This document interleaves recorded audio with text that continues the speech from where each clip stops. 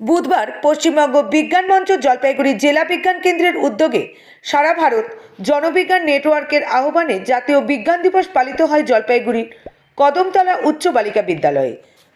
কর্মসূচি উপলক্ষে বিভিন্ন বিদ্যালয়ের ছাত্রছাত্রীদের দ্বারা বিজ্ঞান মডেল প্রদর্শনী অনুষ্ঠিত হয়। শুরুতে উদ্বোধনী সঙ্গীত পরিবেশন করেন ছাত্রীরা। সংগঠনের জেলা সম্পাদক ডক্টর পার্থসারথী চক্রবর্তী স্বাগত ভাষণে এই দিনটির গুরুত্ব আলোচনা করেন। নদীর মধ্যে বক্তব্য রাখেন শৈবাল চক্রবর্তী।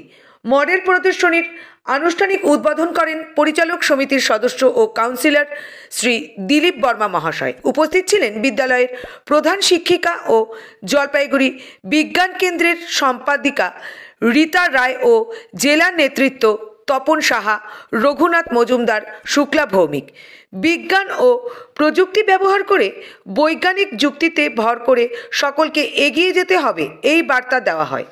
খুব উৎসাহ ও উদ্দীপনার মধ্য দিয়ে শেষ হয় সারা ভারত বিজ্ঞান চেতনা প্রচারের কর্মসূচি। যে ধর্ম আবিষ্কার করেছিলেন, যেটা রমন এফেক্ট হিসাবে পরিচিত, সেই দিনটাকে মনে রেখে সারা ভারতবর্ষ জুড়ে সাধারণ মানুষের মধ্যে বিজ্ঞান মনস্কতা প্রচার এবং প্রসারের উদ্দেশ্য নিয়ে এই 28শে ফেব্রুয়ারিতে জাতীয় বিজ্ঞান দিবস হিসাবে পালন করা হয়। 1986 সালে